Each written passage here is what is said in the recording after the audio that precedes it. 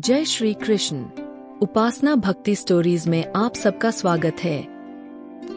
इस वीडियो में हम श्रवण करेंगे वैशाख मास की कथा का अध्याय 3। तो अपनी उपस्थिति के लिए कमेंट बॉक्स में लिखिए जय श्री कृष्ण। एक भक्त की सच्ची भक्ति। वैशाख मास के महात्म्य को सुनने से पहले आइए एक बार फिर भगवान के एक भक्त की कहानी सुनते हैं। अक्सर ऐसा होता है कि जो लोग सुबह और शाम भगवान की सेवा करते हैं, मंदिर में पूजा पाठ करते हैं, साफ सफाई करते हैं और मंदिर या भगवान से जुड़े सभी कार्य करते हैं, वे स्वयं को भगवान का सबसे बड़ा और सच्चा भक्त मानने लगते हैं। लेकिन यदि ये सभी कार्य करते समय भगवान के प्रति श्रद्धा या भक्ति का भावहीन हो, तो ये सभी कर्म किसी भी पुण्य में नहीं गिने जाते। आज की कहानी भी ऐसे ही एक भगवान के सच्चे भक्त की है, जिसके मन में भगवान के प्रति अटूट और सच्ची भक्ति थी। एक समय की बात है, एक गांव में एक पंडित जी रहते थे और उसी गांव में भगवान का एक बहुत बड़ा भक्त भी रहता था। वह भक्त हमेशा सच्चे मन से भगवान की पूजा करता था और हर सुबह बड़ी प्रसन्नता के साथ भगवान के लिए फूल लेने जाता था। पंडित जी भी मंदिर में पूजा करने के लिए हमेशा उसी से फूल लेते थे, क्योंकि वह सुबह सुबह ताजे फूल लेकर आता था। उस भक्त को फूल चुनने के लिए एक ऊंची पहाड़ी पर चढ़कर जाना पड़ता था। रास्ता बहुत कठिन था। पहाड़ी के दूसरी ओर सुंदर और सुगंधित फूल खिले होते थे, जिन्हें तोड़कर वह बड़ी मुश्किल से गांव में लाता था। यह बात सभी जानते थे। पंडित जी भी इस बात से अवगत थे कि यदि कोई सुबह सुबह फूल लेने जाता तो उस पहाड़ी के पार जाने में बहुत समय लग जाता और तब तक पूजा करने में देर हो जाती। इसलिए इतनी दूर फूल चुनने के लिए कोई भी नहीं जाता था। यहाँ तक कि पंडित जी भी हमेशा उसी भक्त का इंतजार करते थे और उसी से फूल लेते थे। एक दिन पंडित जी मंदिर पहुँचे और मंदिर के कपाट खोलकर सभी मूर्तियों को स्नान कराया, साफ सफाई की और फिर उसी भक्त का इंतजार करने लगे, क्योंकि उन्हें भगवान को ताजे फूल अर्पित करने थे। भक्त अभी तक नहीं आया था। काफी देर प्रतीक्षा करने के बाद आखिरकार वह भक्त फूल लेकर आ गया। जब पंडित जी ने उसे देखा तो पूछा, आज तुम्हें इतनी देर क्यों हो गई? तुम फूल लेकर अभी तक क्यों नहीं आए? भक्त ने कहा, पंडित जी क्या बताऊं, जैसे ही मैं फूल तोड़ने लगा, पहाड़ी पर से मेरा पैर फिसल गया और पैर फिसलने के कारण मैं नीचे गिर गया, जिससे बहुत सारे फूल खराब हो गए। अब आप ही बताइए, भला भगवान को अर्पित करने के लिए खराब फूल थोड़े न लाने होते? इसलिए मैं दोबारा फूल चुनने के लिए उस पहाड़ी पर चला गया। पंडित जी ने बड़े ध्यान से उस भक्त को देखा तो उसकी हालत बिल्कुल ठीक लग रही थी। उसे देखकर उन्हें कहीं भी ऐसा नहीं लगा कि वह गिरा होगा। इसलिए पंडित जी सोचने लगे कि शायद यह झूठ बोल रहा है। पंडित जी ने उस आदमी से पूछा, अरे भाई, तुम झूठ क्यों बोलते हो? आज तुम्हें देर से आने का कोई और कारण है और तुम मुझे कुछ और कारण बता रहे हो। लेकिन वह भक्त यही कहता रहा कि पंडित जी, यही सच है, मेरे साथ सच में ऐसा ही हुआ था। पंडित जी को उस भक्त की बात पर विश्वास नहीं हुआ। फिर भी उन्होंने उसके हाथ से फूल लेकर भगवान को अर्पित कर दिए। फिर कुछ दिनों बाद एक दिन बहुत तेज बारिश हो रही थी। पंडित जी को लगा कि आज तो वह भक्त फूल लेकर आएगा ही नहीं। लेकिन क्या देखते हैं कि थोड़ी ही देर में वह भक्त तो फूल लेकर हाजिर था। पंडित जी ने देखा तो बड़े हैरान हुए और पूछने लगे, क्यों भाई, आज तुम इतनी बारिश में फूल लेकर कैसे आ गए? कहने के साथ ही पंडित जी ने उस भक्त की ओर देखा। बाहर तो तेज बारिश हो रही थी, लेकिन वह भक्त बिना छाते के भी बिल्कुल भीगा नहीं था। उसके ऊपर बारिश की एक बूंद तक नहीं पड़ी थी। पंडित जी यह देखकर बड़े चकित हुए और पूछने लगे, इतनी जोर से बारिश हो रही है और तुम बिल्कुल भी भीगे हुए नजर नहीं आ रहे हो? तो भक्त कहने लगा, पंडित जी, मैं तो बस भगवान का नाम लेकर आ रहा था, इसीलिए मैं बारिश में नहीं भीगा। पंडित जी को उसकी बात पर विश्वास नहीं हुआ, इसलिए पंडित जी बोले, अच्छा, एक बार फिर से तुम इस बारिश में बाहर जाकर दिखाना। जब वह भक्त बारिश में फिर से बाहर गया तो जहां जहां वह जाता उस तरफ से बारिश थम जाती और बारिश की एक बूंद भी उस भक्त पर नहीं पड़ती। पंडित जी यह जानकर बहुत हैरान हो गए। फिर उन्होंने सोचा कि जब यह इंसान ऐसा कर सकता है तो मैं क्यों नहीं कर सकता? मैं तो एक पंडित हूँ, फिर तो यह बारिश मुझे भी नहीं भिगोएगी, क्योंकि मैं भी तो भगवान का सच्चा भक्त हूँ। ऐसा सोचकर जैसे ही वे पंडित जी बाहर निकले तो बारिश में भीग गए। पंडित जी को बारिश में भीगता हुआ देखकर भक्त बोला, पंडित जी, लगता है आपने भगवान का नाम सच्चे मन से नहीं लिया है, इसीलिए तो आप बारिश में भीग गए और मैं नहीं भीगा। अब पंडित जी को अपनी गलती का बड़ा अफसोस हुआ और उन्हें यह बात भी समझ में आ गई कि केवल दिखावे के लिए ही भक्ति करना काफी नहीं होता। असल भक्ति तो तब होती है जब भगवान के प्रति मन में सच्ची भावना हो, और भगवान भी अपने ऐसे ही भक्तों की सहायता करते हैं जो कि निश्चल भाव से उनकी भक्ति किया करते हैं। तो यह थी आज की कहानी।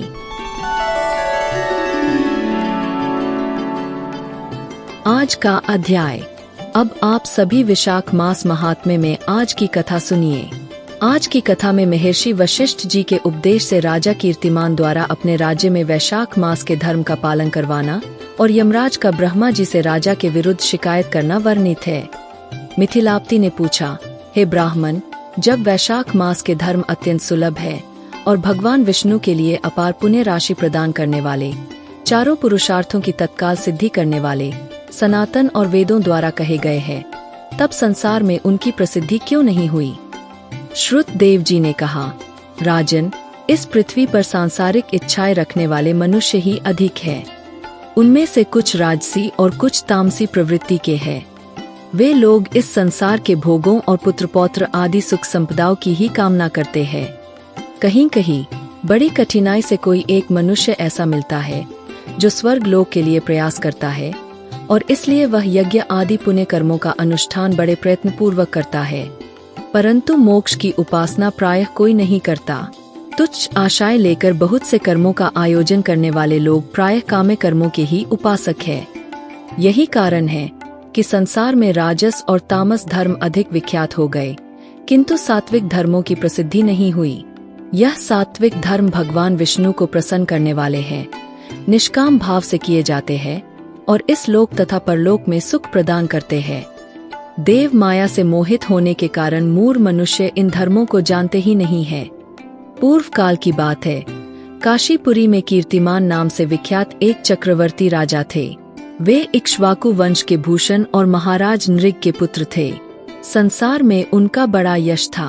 उन्होंने अपनी इंद्रियों और क्रोध पर विजय प्राप्त कर ली थी। ब्राह्मणों के प्रति उनके मन में बड़ी भक्ति और श्रद्धा थी। राजाओं में उनका स्थान बहुत ऊंचा था। एक दिन वे शिकार में लगे हुए महर्षि वशिष्ठ जी के आश्रम पर आए। वैशाख मास की चिलचिलाती हुई धूप में यात्रा करते हुए राजा ने मार्ग में देखा कि महात्मा वशिष्ठ जी के शिष्य जगह अनेक प्रकार के कार्यों में बड़ी तत्परता से लगे हुए थे।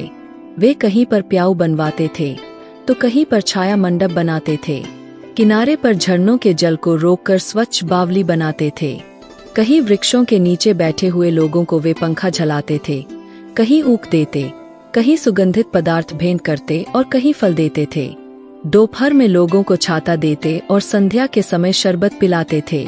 कोई शिष्य घनी छाया वाले वन में झाड़ू लगाकर साफ किए हुए आश्रम के प्रांगण में महीन रेत बिछाते थे और कुछ लोग वृक्षों की शाखाओं में झूले भी लटकाते थे। उन्हें देखकर राजा ने पूछा, आप लोग कौन हैं? तब उन्होंने उत्तर दिया, महाराज, हम लोग महर्षि वशिष्ठ जी के शिष्य हैं। राजा ने पूछा, यह सब क्या हो रहा है? शिष्यों ने कहा, यह वैशाख मास में कर्तव्य रूप से बताए गए धर्म हैं, जो धर्म, अर्थ, काम और मोक्ष चारों पुरुषार्थों के साधक है। हम लोग गुरुदेव वशिष्ठ जी की आज्ञा से इन धर्मों का पालन किया करते हैं। राजा ने फिर पूछा, इनके अनुष्ठान से मनुष्य को कौन सा फल मिलता है? किस देवता की प्रसन्नता होती है? तब उन्होंने उत्तर दिया, हमें इस समय यह बताने के लिए अवकाश नहीं है। आप हमारे गुरुजी से ही पूछ लीजिए। वे महायशस्वी महर्षि इन धर्मों को यथार्थ रूप से जानते हैं। शिष्यों से ऐसा उत्तर पाकर राजा शीघ्र ही महर्षि वशिष्ठ जी के पवित्र आश्रम पर गए, जो विद्या और योग शक्ति से संपन्न था। राजा को आते देखकर महर्षि वशिष्ठ मन ही मन बड़े प्रसन्न हुए। उन्होंने सेवकों सहित महात्मा राजा का विधि पूर्वक आतिथ्य सत्कार किया। जब वे आराम से बैठ गए, तब गुरु वशिष्ठ से प्रसन्नता पूर्वक राजा बोले, भगवन, मैंने मार्ग में आपके शिष्यों द्वारा परम आश्चर्यमय शुभ कर्मों को होते देखा है, किंतु उनके संबंध में जब मैंने उनसे प्रश्न किया, तब उन्होंने कोई भी दूसरी बात न बताकर सीधे आपके पास जाने की आज्ञा दे दी। उनकी आज्ञा के अनुसार ही इस समय आपके पास आया हूँ। मेरे मन में उन धर्मों को सुनने की बड़ी इच्छा है। हे मुनिवर, इसलिए आप मुझसे उनका वर्णन कीजिए। तब महायशस्वी वशिष्ठ जी ने प्रसन्नतापूर्वक कहा, राजन, तुम्हारी बुद्धि को उत्तम शिक्षा मिली है, इसलिए उसने यह उत्तम निश्चय किया है। भगवान विष्णु की कथा के श्रवण और भगवत धर्मों के अनुष्ठान में जो तुम्हारी बुद्धि की अत्यधिक प्रवृत्ति हुई है, यह तुम्हारे किसी पुण्य का ही फल है। जिसने वैशाख मास में बताए हुए महाधर्मों के द्वारा भगवान विष्णु की आराधना की है, उसके उन धर्मों से भगवान बहुत संतुष्ट होते हैं और उसे मनवांछित वस्तु प्रदान करते हैं। सभी जगत के स्वामी भगवान लक्ष्मीपति समस्त पाप राशि का नाश करने वाले हैं। वे सूक्ष्म धर्मों से प्रसन्न होते हैं, केवल परिश्रम और धन से नहीं। भगवान विष्णु भक्ति से पूजित होने पर अभीष्ट वस्तु प्रदान करते हैं। इसीलिए सदा भगवान विष्णु की भक्ति करनी चाहिए। जगदीश्वर श्री हरि जल से भी पूजा करने पर अशेष क्लेश का नाश कर देते हैं और शीघ्र प्रसन्न हो जाते हैं। विशाख मास में बताए हुए यह धर्म थोड़े से परिश्रम द्वारा साध्य होने पर भी भगवान विष्णु के लिए प्रीतिकारक और शुभ होने के कारण अधिक व्यय से सिद्ध होने वाले बड़े बड़े यज्ञ आदि कर्मों का भी तिरस्कार करने वाले हैं। इसलिए हे राजन, तुम भी वैशाख मास में बताए हुए धर्मों का पालन करो और तुम्हारे राज्य में निवास करने वाले अन्य सभी लोगों से भी उन कल्याणकारी धर्मों का पालन कराओ। इस प्रकार से विशाख धर्म के पालन की आवश्यकता को शास्त्रों और युक्तियों से भली भांति सिद्ध करके वशिष्ठ जी ने वैशाख मास के सभी धर्मों का राजा के सामने वर्णन कर दिया। उन सब धर्मों को सुनकर राजा ने गुरु का भक्ति भाव से पूजन किया और घर आकर वे सब धर्मों का विधि पूर्वक पालन करने लगे। देवाधिदेव भगवान विष्णु में भक्ति रखते हुए राजा कीर्तिमान देवेश्वर पद्मनाभ के अलावा और किसी देवता को नहीं देखते थे। उन्होंने हाथी की पीठ पर नगाड़ा रखकर सिपाहियों से अपने राज्य भर में डंके की चोट पर यह घोषणा करा दी कि मेरे राज्य में जो 8 वर्ष से अधिक की आयु वाला मनुष्य है, उसकी आयु जब तक 80 वर्ष की न हो जाए, तब तक मेष राशि में सूर्य के स्थित होने पर अगर वह प्रातःकाल स्नान नहीं करेगा तो मेरे द्वारा दंडनीय, वध तथा राज्य से निकाल देने योग्य समझा जाएगा। यह मेरा निश्चित आदेश है। पिता, पुत्र या फिर कोई भी बंधु बांधव जो कोई भी वैशाख धर्म का पालन नहीं करेगा, वह चोर की तरह दंड का पात्र समझा जाएगा। प्रातः काल शुभ जल में स्नान करके श्रेष्ठ ब्राह्मणों को दान करना चाहिए। तुम सब लोग अपनी शक्ति के अनुसार प्याऊ और दान आदि धर्मों का आचरण करो। राजा कीर्तिमान ने प्रत्येक गांव में धर्म का उपदेश करने वाले एक एक ब्राह्मण को बसा दिया। 5-5 गांवों पर एक एक ऐसे अधिकारी की नियुक्ति कर दी जो धर्म का त्याग करने वाले लोगों को दंड दे सके। उस अधिकारी की सेवा में भी 10-10 घुड़सवार रहते थे। इस प्रकार चक्रवर्ती राजा के शासन से चारों ओर सभी देशों में यह धर्म का पौधा प्रारंभ हुआ और आगे चलकर खूब बड़े हुए वृक्ष के रूप में बदल गया। उस राजा के राज्य में जो लोग मर जाते थे, वे भगवान विष्णु के धाम में जाते थे। वहाँ के मनुष्य को विष्णु लोक की प्राप्ति निश्चित थी। एक बार भी वैशाख स्नान कर लेने से मनुष्य यमराज के पास नहीं जाता। अपने धर्मानुसार से यमपुरी के मार्ग की यात्रा ही बंद हो गई। सब मनुष्य दिव्य आकृति धारण करके भगवान के धाम में जाने लगे। देवताओं के जो लोक है, वे सब भी शून्य हो गए। स्वर्ग और नरक दोनों के शून्य हो जाने पर एक दिन देवर्षि नारद ने धर्मराज जी के पास जाकर कहा, नारायण नारायण धर्मराज जी, आपके इस नरक में अब पहले जैसा कोलाहल नहीं सुनाई पड़ता और पहले की तरह पाप कर्मों का लेखा जोखा भी नहीं लिखा जा रहा। चित्रगुप्त जी तो ऐसे मौन भाव से बैठे हुए हैं मानो कोई मुनि हो। महाराज, इसका कारण तो बताइए। महात्मा नारद के ऐसा कहने पर राजा यम ने कुछ दीनता के स्वर में कहा, हे देवर्षि, इस समय पृथ्वी पर जो यह राजा राज्य करता है, यह पुराण पुरुषोत्तम भगवान विष्णु का बड़ा भक्त है। उसके भय से कोई भी मनुष्य कभी वैशाख मास का उल्लंघन ही नहीं करता। उस पुण्य कर्म के प्रभाव से सभी भगवान विष्णु के परम धाम में चले जा रहे हैं। मुनि श्रेष्ठ, उस राजा ने इस समय मेरे लोक का मार्ग लुप्त सा कर रखा है। स्वर्ग और नरक दोनों को शून्य बना दिया है। इसलिए ब्रह्मा जी के पास जाकर ये सब समाचार उनसे निवेदन करके तभी स्वस्थ हो पाऊंगा। ऐसा निश्चय करके यमराज ब्रह्मा जी के लोक में गए और वहां बैठे हुए उन ब्रह्मा जी का दर्शन किया जिनका आश्रय ध्रुव है, जो इस जगत के बीज तथा सभी लोकों के पितामह है और समस्त लोकपाल, दिक्पाल तथा देवतागण जिनकी उपासना किया करते हैं। ब्रह्मा जी ने यमराज जी को देखा और यमराज जी ब्रह्मा जी के आगे पृथ्वी पर गिर पड़े। फिर यमराज ने कहा, हे कमलासन, काम में लगाया हुआ जो पुरुष स्वामी की आज्ञा का ठीक ठीक पालन नहीं करता और उसका धन लेकर केवल भोगा करता है, वह काठ का कीड़ा होता है। जो बुद्धिमान मनुष्य लालच में आकर स्वामी के धन का उपभोग करता है, वह 300 कल्पों तक कृमि योनि रूप नरक में जाता है। जो कार्य में नियुक्त हुआ पुरुष कार्य करने में समर्थ होकर भी अपने ही घर में बैठा रहता है, वह बिलाव होता है। देव, मैं तो आपकी आज्ञा से धर्म पूर्वक प्रजा का शासन करता रहा हूँ। मैं अब तक मुनियों और धर्म शास्त्रों के कथन अनुसार पुण्यात्मा को पुण्य के फल से और पापात्मा को पाप के फल से संयुक्त किया करता था, परंतु अब मैं आपकी आज्ञा का पालन करने में असमर्थ हो गया हूँ। राजा कीर्तिमान के राज्य में सभी लोग वैशाख मास में किए जाने वाले पुण्य कर्मों का अनुष्ठान करके पितरों और पितामहों के साथ वैकुंठ धाम में चले जाते हैं। उनके मरे हुए पितर और मातामह आदि भी विष्णु लोक में चले जाते हैं।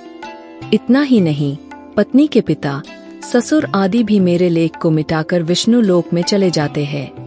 हे देव, बड़े बड़े यज्ञों द्वारा भी मनुष्य वैसी गति नहीं पाता है जैसी वैशाख मास में मिल रही है। सभी तीर्थों से, दान आदि से, तपस्याओं से, व्रतों से या फिर संपूर्ण धर्मों से युक्त मनुष्य भी उस गति को नहीं पाता जो वैशाख धर्म में तत्पर हुए मनुष्य को प्राप्त हो रही है। वैशाख में प्रातःकाल स्नान करके देव पूजन, वैशाख मास महात्म्य की कथा का श्रवण तथा भगवान विष्णु को प्रिय लगने वाले तदनुकूल धर्मों का पालन करने वाला मनुष्य एकमात्र विष्णु लोक का स्वामी होता है। और जगतपति भगवान विष्णु के लोक की तो मेरी समझ में कोई सीमा ही नहीं है, क्योंकि सब ओर से कोटि कोटि प्राणियों का समुदाय वहां पहुंच रहा है, तो भी वह भरता ही नहीं। इस संसार में पवित्र और अपवित्र सभी लोग राजा की आज्ञा से वैशाख मास के धर्म का पालन करके विष्णु लोक को जा रहे हैं। हे लोकनाथ, उसकी प्रेरणा से संस्कारहीन मनुष्य भी विशाख स्नान मात्र से ही वैकुंठ धाम में चले जाते हैं। वह केवल भगवान विष्णु के चरणों की शरण लेने वाला है। जान पड़ता है कि वह समस्त संसार को ही विष्णु लोक में पहुंचा देगा। जो पुत्र धर्म, अर्थ, काम और मोक्ष के प्रतिकूल चलता हो, वह पृथ्वी पर माता के पेट से पैदा हुआ रोग है। वह अधम पुरुष अपनी माता का घात करने वाला कहा जाता है, किंतु राजा कीर्तिमान की माता और उसकी पत्नी का पुण्य संसार में विख्यात है। उसकी माता एकमात्र वीर जननी है और वह राजा निश्चय ही संसार में बहुत बड़ा वीर है। जिस प्रकार राजा कीर्तिमान मेरी लिपि को मिटाने में उद्यत हुआ है, ऐसा उद्योग पुराणों में और किसी का भी नहीं सुना गया है। भगवान विष्णु की भक्ति में तत्पर हुए राजा कीर्तिमान के सिवा दूसरे ऐसे किसी को भी मैं नहीं जानता जो डंका बजाकर घोषणा करते हुए लोगों को ऐसी प्रेरणा देता हो और मेरे लोक के मार्ग को विलुप्त करने का प्रयास करता रहा हो। आज का अध्याय समाप्त हुआ। अगर आपको हमारी यह प्रस्तुति पसंद आई हो तो कृपया उपासना भक्ति स्टोरीज चैनल को लाइक, शेयर और सब्सक्राइब करना न भूलें। आपकी भक्ति और प्रेम ही हमारी प्रेरणा है। अगली बार फिर मिलेंगे एक नई भक्तिमय कहानी के साथ। तब तक हरि ओम।